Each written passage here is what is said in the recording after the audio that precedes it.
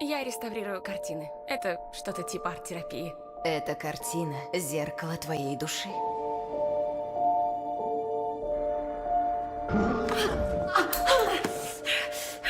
Она освобождает то, что прячется в тебе. О чем ты говоришь?